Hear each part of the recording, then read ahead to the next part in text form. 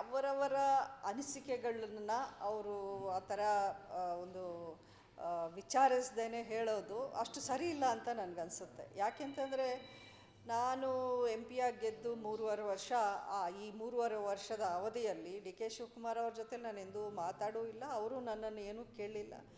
ಒಂದು ಪಕ್ಷದ ಒಂದು ರಾಜ್ಯಾಧ್ಯಕ್ಷರಾಗಿ ಒಂದು ಪಕ್ಷಕ್ಕೆ ಇದ್ದಾಗ ನಮ್ಮ ಜಿಲ್ಲೆಯಲ್ಲಿ ಏನು ನಡೀತಾ ಇದೆ, ಯಾರು ಯಾವ ಪೊಸಿಷನಲ್ಲಿದ್ದಾರೆ ಏನು ಅನ್ನೋದನ್ನು ಸ್ವಲ್ಪ ಅವರು ತಿಳ್ಕೊಂಡು ಈ ವಿಚಾರದ ಬಗ್ಗೆ ಮಾತಾಡಿದರೆ ಚೆನ್ನಾಗಿರ್ಬೋದಾಗಿತ್ತೇನೋ ಅಂತ ನನಗೂ ಅನಿಸ್ತು. ನಾನು ಇದರ ಗಮನ ನಿಜಕ್ಕೂ ಅಷ್ಟು ಕೊಟ್ಟಿರಲಿಲ್ಲ.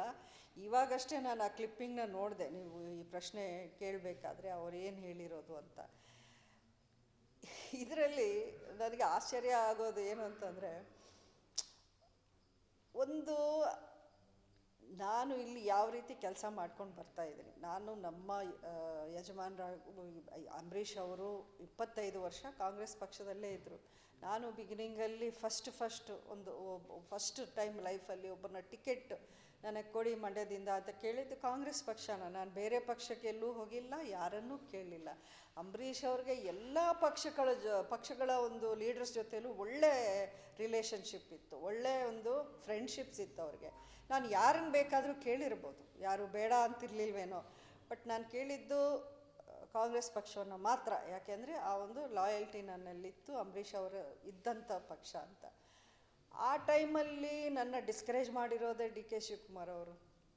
ಬೇಡ, ನಿಮ್ಗೆ ಮಂಡ್ಯದಲ್ಲಿ ಬೇಡ, ನೀವು ಬ್ಯಾಂಗ್ಳೂರು ಸೌತಲ್ಲಿ ನಿಂತ್ಕೊಳ್ಳಿ, ಬ್ಯಾಂಗ್ಳೂರು ನಾರ್ತಲ್ಲಿ ನಿಂತ್ಕೊಳ್ಳಿ, ಮಂಡ್ಯ ನಿಮ್ಗೆ ತುಂಬ ಕಷ್ಟ ಆಗುತ್ತೆ, ಮಂಡ್ಯನ ನೀವು ಹ್ಯಾಂಡಲ್ ಮಾಡೋಕ್ಕಾಗಿಲ್ಲ, ಈ ರೀತಿ ಒಂದು ಡಿಸ್ಕರೇಜಿಂಗ್ ಆಗಿ ಮಾತಾಡಿದ್ದು ಅವರೇ. ಈ ಮಾತನ್ನು ನೀವು ಅವ್ರನ್ನ ಕೇಳ್ಬೋದು, ಓಪನ್ ಆಗಿ ಅವರು ಒಪ್ಕೊಳ್ಳೇಬೇಕು ಈ ಮಾತನ್ನು. ನಾನು ಅದ್ರ ಜೊತೆಗೆ ನಾವು ಒಂದು 5-6 ಜನ ಇದ್ವಿ ಈ ಮಾತುಕತೆ ನಡೆದಾಗ. ಅವರು ನನಗೆ ಇಲ್ಲ, ಕಾಂಗ್ರೆಸ್ಸಿಂದ ನಿಮಗೆ ಸೀಟ್ ಕೊಡೋಕ್ಕಾಗಲ್ಲ ಅನ್ನುವಂಥ ಒಂದು ಮಾತು ಹೇಳಿದ ಮೇಲೇ ನಾನು 2ನೇ ಸ್ಟೆಪ್ಪು ತಗೊಂಡಿದ್ದು. ಇಂಡಿಪೆಂಡೆಂಟಾಗಿ ನಿಂತ್ಕೊಳ್ಳಿ ಅಂತ ಜನ ಹೇಳಿದರು ನನಗೆ, ನಾನು ತಗೊಂಡಿರೋ ತೀರ್ಮಾನ ಏನಲ್ಲ.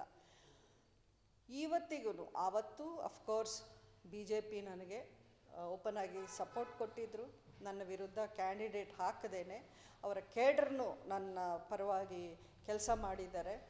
ಸೊ ಹಾಗಾಗಿ ಖಂಡಿತ BJP ನನಗೆ ಸಪೋರ್ಟ್ ಮಾಡಿದ್ದಾರೆ ಅನ್ನೋದರಲ್ಲಿ ಸೀಕ್ರೆಟ್ ಏನಿಲ್ಲ. ಆದರೆ ಅವರು ಯಾವ ಕಂಡೀಷನ್ಸು ಹಾಕಿಲ್ಲ, ಈ ರೀತಿ ನೀವು ಗೆದ್ದರೆ ನಮ್ಮ ಪಾರ್ಟಿ ಇಮಿಡಿಯೇಟ್ಲಿ ಸೇರ್ಕೊಂಡ್ಬಿಡಬೇಕು ಅಥವಾ ಬೇರೆ ಬೇರೆ ಕಂಡೀಷನ್ಸ್ ಹಾಕ್ತೀವಿ ಅನ್ನೋಂಥ ಮಾತು BJP ಪಕ್ಷ ಯಾವತ್ತೂ ನನಗೆ ಹಾಕಿಲ್ಲ, ಈವರೆಗೂ ಹಾಕಿಲ್ಲ. ಅದೊಂದು. ನನ್ನ ಮುಂದಿನ ನಡೆ ಏನು ಅಂತ ಕೇಳಬೇಕಾದ್ರೆ ನಾನು ಒಂದೇ ಮಾತನ್ನು ಹೇಳ್ಕೊಂಡು ಬರ್ತಾಯಿದ್ದೀನಿ. ನನಗೆ ನನ್ನ ಪರ ಯಾರು ನಿಂತ್ಕೋತಾರೆ ಅಥವಾ ನನಗೆ ಒಂದು ಬೆಂಬಲವಾಗಿ ಯಾರು ಇರ್ತಾರೆ, ನನಗೇನಾದರೂ ಅನುಕೂಲ ಆಗೋಕ್ಕೆ ಏನೇನು ಮಾಡಿಕೊಡ್ತಾರೆ ಅನ್ನೋವಂಥ ವಿಚಾರ ನಾನು ಯಾವತ್ತೂ ಯಾವ ಪಕ್ಷಗಳ ಜೊತೆಯಲ್ಲೂ ಡಿಸ್ಕಸ್ ಮಾಡಿಲ್ಲ ಈವರೆಗೂ. ಇದು ಆ ಚಾಮುಂಡಿ ತಾಯಿ ಮೇಲೆ ಸತ್ಯ. ಇದು ಯಾಕೆ ಅಂತಂದರೆ ನನ್ನ ಉದ್ದೇಶ ಏನು ಅಂತಂದರೆ, ನನ್ನ ಎಲ್ಲಿಂದಾನೋ ಕರ್ಕೊಂಬಂದು ಒಂದು ಇಂಡಿಪೆಂಡೆಂಟಾಗಿ ಒಂದು ಐತಿಹಾಸಿಕ ರೀತಿಯಲ್ಲಿ ಗೆಲ್ಲಿಸಿದ್ದ ನನ್ನ ಜನ, ಅವ್ರಿಗೆ ನನ್ನ ಋಣ ತೀರಿಸ್ಕೋಬೇಕಾಗಿರೋ ಜವಾಬ್ದಾರಿ ನನ್ನಲ್ಲೇ ಇದೆ. ಆ ಒಂದು ದಾರಿಯಲ್ಲಿ ನಾನು ನಡ್ಕೊಂಡು ಹೋಗ್ತಾಯಿದ್ದೀನಿ. ಇದು 2 ಪಕ್ಷಗಳು ನನ್ನನ್ನು ಅಪ್ರೋಚ್ ಮಾಡಿದ್ದಾರೆ ಅವ್ರ ಪಕ್ಷ ಜಾಯ್ನ್ ಆಗೋಕ್ಕೆ ಈ ಒಂದು 3 ವರ್ಷದಲ್ಲಿ ಅನ್ನೋದು ನಿಜ. ಅದು ಯಾರು ಏನು ಅಂತ ನಾನು ಹೇಳೋಕ್ಕೆ ಇಷ್ಟಪಡಲ್ಲ. ಬಟ್ ಎಲ್ಲ ಪಕ್ಷಗಳ ಲೀಡರ್ಸು ನನ್ನನ್ನು ಮಾತಾಡಿಸಿದ್ದಾರೆ, ನಮ್ಮ ಮನೆಗೂ ಒಂದಷ್ಟು ಲೀಡರ್ಸ್ ಬಂದಿದ್ದಾರೆ, ಮಾತುಕತೆ ನಡೆಸಿದ್ದಾರೆ. ನಾನು ಹೇಳೋದು ಇಷ್ಟೇ, ನೀವು ನನಗೇನೂ ಮಾಡಬೇಕಾಗಿಲ್ಲ. ಅವ್ರು ಕೇಳ್ತಾರೆ ನಿಮ್ಮ ಮಗನಿಗೆ ಸೀಟ್ ಬೇಕಾ? ಐ ಸೆಡ್ ನೋ, ನನ್ನ ಮಗನಿಗೆ ನೀವೇನು ಸೀಟ್ ಕೊಡಬೇಕಾಗಿಲ್ಲ. ಅವ್ರು ಟೈಮ್ ಬಂದಾಗ ಅವ್ರು ನೋಡ್ಕೋತಾರೆ. ನಾನಂತೂ ಆ ರೀತಿ ಡಿಮ್ಯಾಂಡ್ ಮಾಡಲ್ಲ, ಅವನು ಆ ರೀತಿ ಯಾವತ್ತೂ ಒಂದು ಆಸೆ ಪಟ್ಟಿದ್ದಲ್ಲ. ನನಗೆ ನನ್ನ ಕ್ಷೇತ್ರಕ್ಕೆ ನೀವೇನು ಮಾಡಿಕೊಡ್ತೀರ, ನಾನು ನಿಮ್ಮ ಪಕ್ಷ ಜಾಯ್ನ್ ಆದರೆ ನನ್ನ ಕಡೆಯಿಂದ ನೀವು ನನ್ನ ಕ್ಷೇತ್ರಕ್ಕೆ ಏನು ಮಾಡ್ತೀರಾ, ನನಗೆ ಬೆಂಬಲವಾಗಿರೋ ನಿಂತಿದ್ದ ಜನಕ್ಕೆ ನೀವೇನು ಇನ್ಶೂರೆನ್ಸ್ ಕೊಡ್ತೀರಾ, ಅವನು ನಾನು ಕೈ ಬಿಡೋ ಹಾಗಿಲ್ಲ. ಅದು ಯಾರೇ ಇರಲಿ, ನನಗೆ ಕಾಂಗ್ರೆಸ್ ಕಾರ್ಯಕರ್ತರು ಸಪೋರ್ಟ್ ಮಾಡಿದ್ದಾರೆ, ನನಗೆ BJP ಕೇಡರು ಸಪೋರ್ಟ್ ಮಾಡಿದ್ದಾರೆ, ಲೀಡರ್ಸೂ ಒಂದಷ್ಟು ಜನ ಸಪೋರ್ಟ್ ಮಾಡಿದ್ದಾರೆ ಲೋಕಲ್ ಲೆವೆಲಲ್ಲಿ, ನಾಟ್ ಸ್ಟೇಟ್ ಲೆವೆಲಲ್ಲೆಲ್ಲ. ನಾನು ಕ್ಲಿಯರ್ಲಿ ಹೇಳ್ತಾ ಇದ್ದೀನಿ, ಮಂಡ್ಯ ಡಿಸ್ಟ್ರಿಕ್ಟ್ ಲೆವೆಲಲ್ಲಿ ಅವ್ರನ್ನ ಯಾರನ್ನೂ ನಾನು ಕೈ ಬಿಡೋಕ್ಕೆ ಇಷ್ಟ ಇಲ್ಲ. ಅವ್ರು ನನಗೆ ಸಪೋರ್ಟ್ ಮಾಡಿದ್ರು, ನಾನು ಅವ್ರಿಗೆ ಸಪೋರ್ಟಿವ್ ಆಗಿ ನಿಂತ್ಕೊಳ್ಳೋ ಅಂಥ ಒಂದು ಜವಾಬ್ದಾರಿ ನಾನು ಅದನ್ನು ತುಂಬ ಸೀರಿಯಸ್ ಆಗಿ ತೊಗೋತೀನಿ. ಅದಕ್ಕೆ ಈವರೆಗೂ ನಾನು ಯಾವ ಕಡೆಯೂ ಸ್ಟೆಪ್ಪು ತಗೊಂಡಿಲ್ಲ.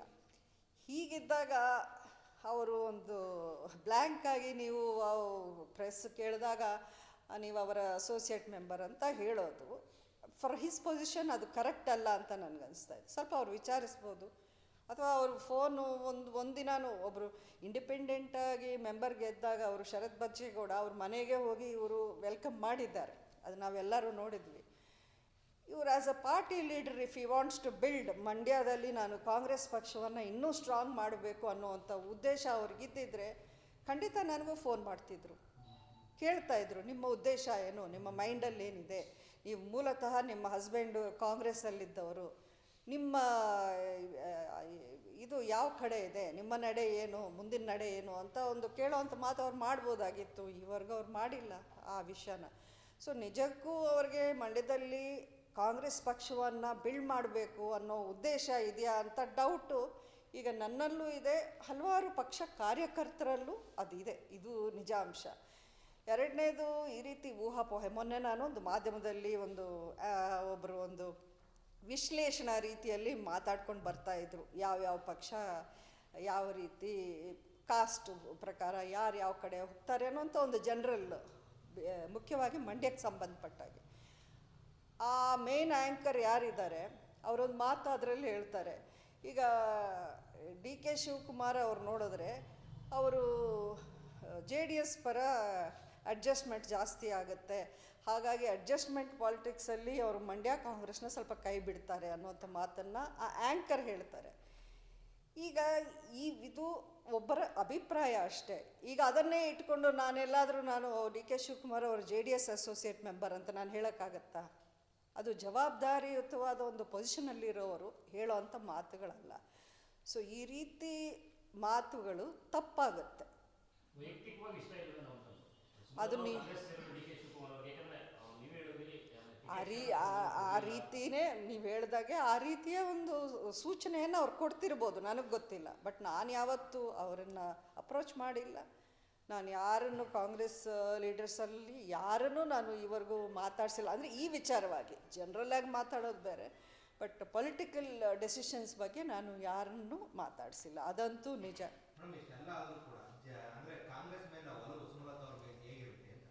ಅಲ್ಲ ನೋಡಿ, ಇಲ್ಲಿ ಪಾಪ ಕಾರ್ಯಕರ್ತರು ಬಂದು ಆಸೆ ಪಡ್ತಾರೆ, ಅದರಲ್ಲಿ ಎರಡನೇ ಮಾತಿಲ್ಲ. ಮೇಡಮ್ ನೀವು ನಮ್ಮ ಪಕ್ಷಕ್ಕೆ ಬಂದುಬಿಡಿ, ನೀವು ಬಂದರೆ ನಮ್ಗೆ ಇನ್ನಷ್ಟು ಶಕ್ತಿ ತುಂಬಿದಂಗೆ ಆಗುತ್ತೆ ಅಂತ ನಾನು ಹೇಳಿದೆ. ಅದು ನೀವು ಹೇಳೋದು ಬೇರೆ, ನೀವು ನನ್ನ ಪರ ನಿಂತಿದ್ದೀರ, ನಾನು ನಿಮ್ಮ ಪರ ಇರ್ತೀನಿ. ಬಟ್ ಲೀಡರ್ಶಿಪ್ಪಿಂದ ಬರದೆ ನಾನು ಹೋಗಿ ಯಾರನ್ನು ಕೈ ಚಾಚಿ ಕೇಳೋ ಅಂಥ ಪ್ರಶ್ನೆ ಇಲ್ಲ ಅಂತ ನಾನು ಹೇಳಿದ್ದೀನಿ. ನೋಡಿ, ನಾನು ಅದನ್ನೇ ಹೇಳ್ತಾ ಇದ್ದೀನಿ, ಯಾವ ಪಕ್ಷ ನಮ್ಮ ಮಂಡ್ಯ ಜಿಲ್ಲೆಯ ಅಭಿವೃದ್ಧಿ ಬಗ್ಗೆ ಒಂದು ನಿರ್ದಿಷ್ಟವಾದ ಒಂದು ಮ್ಯಾನಿಫೆಸ್ಟೋ, ಒಂದು ಕ್ಲಿಯರ್ ಕಟ್ ಇಂಟೆನ್ಷನ್ಸ್ ತೋರಿಸ್ತಾರೋ ಅದು ನನ್ನ ಮೊದಲನೇ ಆದ್ಯತೆಯಾಗಿರುತ್ತೆ. ಎರಡನೇದು ನನ್ನ ಪರ ನಿಂತಿರೋ ನಮ್ಮ ಟೀಮ್ ಏನಿತ್ತು, ನಮ್ಮ ಬೆಂಬಲಿಗರು, ನಮ್ಮ ಕಾರ್ಯಕರ್ತರು ಅಂತ ಯಾರ್ಯಾರಿದ್ರೋ, ಸ್ವಲ್ಪ ಜನನೇ ಇರ್ಬೋದು, ಬಟ್ ಅವ್ರನ್ನೆಲ್ಲರನ್ನೂ ಜೊತೆಗೆ ಸೇರಿಸ್ಕೊಂಡು ಹೋಗೋ ಪಕ್ಷ ಯಾವುದು. ಮೂರನೇದು, ಇದು ಮುಖ್ಯನೇ, ನಾನು ಮಾಡೋ ಕೆಲಸಕ್ಕೆ ನನಗೆ ಗೌರವದಿಂದ ಯಾರು ಸ್ವಾಗತಿಸ್ತಾರೋ ಆ ಪಕ್ಷಕ್ಕೆ ನಾನು ಹೋಗ್ತೀನಿ ಹೊರತು ನನಗೆ ಗೌರವ ಇಲ್ಲದೆ ಇರೋ ಕಡೆ ಖಂಡಿತ ನಾನು ಹೋಗೋಕೆ ಇಷ್ಟಪಡಲ್ಲ.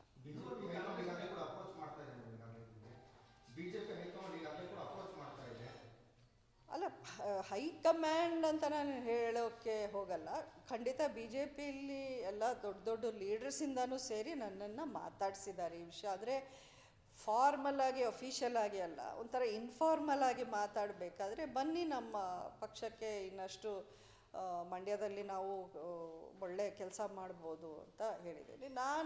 ನನ್ನ ವಿಚಾರ ಏನಂದರೆ, ಇಲ್ಲಿ ನೀವು ಗ್ರೌಂಡ್ ಲೆವೆಲಲ್ಲಿ ಯಾವ ರೀತಿ ಇಂಪ್ರೂವ್ ಮಾಡ್ಕೊಂಡು ಬರ್ತೀರಾ, ಯಾವ ರೀತಿ ಪಕ್ಷವನ್ನು ಕಟ್ಟಬೇಕಾದ್ರೆ ಒಂದಷ್ಟು ಶಕ್ತಿನ ಬೇಕಾಗಿ ಬರುತ್ತೆ. ಅದಕ್ಕೆ ನಿಮ್ಮಲ್ಲಿ ಆ ಮೈಂಡ್ ಸೆಟ್ ಇದೆಯಾ, ನಿಮ್ಮಲ್ಲಿ ಆ ಇಂಟೆನ್ಷನ್, ಆ ವಿಲ್ ಅನ್ನೋದು ಇದೆಯಾ, ಅದನ್ನು ನೀವು ನನಗೆ ಅಶ್ಯೂರೆನ್ಸ್ ಕೊಟ್ಟರೆ I am okay to join any party ಅಂತ ಹೇಳಿದ್ದೀನಿ.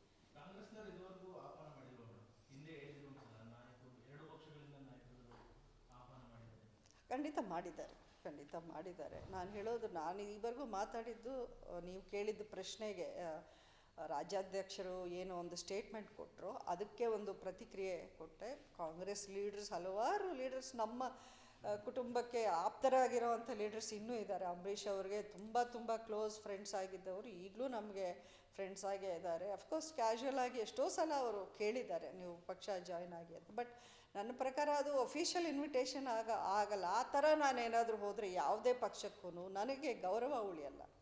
ನನ್ನ ಬೆಂಬಲಿಗರಿಗೆ ನಾನು ಆಸೆ ಪಡೋ ಒಂದು ಸ್ಥಾನನೋ ಒಂದು ಅಶ್ಯೂರೆನ್ಸು ಸಿಗಲ್ಲ. ಅದನ್ನು ಇಟ್ಕೊಂಡು ನೀವಿಷ್ಟು ಸಲ ನಾನು ಬಂದಾಗ ಈ ಪ್ರಶ್ನೆನ ಈ 2 ವರ್ಷದಲ್ಲೋ 3 ವರ್ಷದಲ್ಲೋ ಹಲವಾರು ಬಾರಿ ಕೇಳಿರ್ತೀರ. ನಾನು ನಿಜಕ್ಕೂ ಹೇಳ್ತಾ ಇದ್ದೀನಿ, ನನ್ನ ಸ್ಟೆಪ್ ಇನ್ನೂ ನಾನು ಡಿಸೈಡ್ ಮಾಡಿಲ್ಲ. ಯಾಕೆಂದರೆ ಐ ವಾಂಟ್ ಅಶ್ಯೂರೆನ್ಸ್.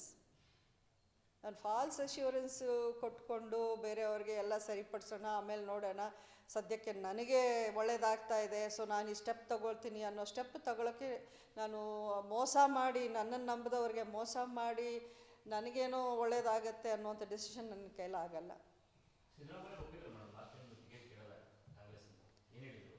ಸಿದ್ದರಾಮಯ್ಯನವರು ಆ ಟೈಮಲ್ಲಿ ಅವ್ರು ಹೇಳಿದ್ರು, ಮೈ ಹ್ಯಾಂಡ್ಸ್ ಆರ್ ಟೈಡ್ ಅಂದರು. ನನ್ನ ಕೈಲಿದ್ದರೆ ನಾನು ಫಸ್ಟ್ ಚಾಯ್ಸು ನಿಮಗೆ ಕೊಡ್ತಾ ಇದ್ದೆ, ಬಟ್ ನನ್ನ ಕೈಲಿ ಇಲ್ಲ, ಅದಾಗಲೇ ಡಿಸೈಡ್ ಆಗಿಬಿಟ್ಟಿದೆ. ಸೊ ಅವರು ಮಂಡ್ಯ ಸೀಟ್ನ ಅವ್ರು ಬಿಟ್ಕೊಡಲ್ಲ JDS ಅನ್ನೋಂಥ ಮಾತನ್ನು ಹೇಳಿದ್ರು.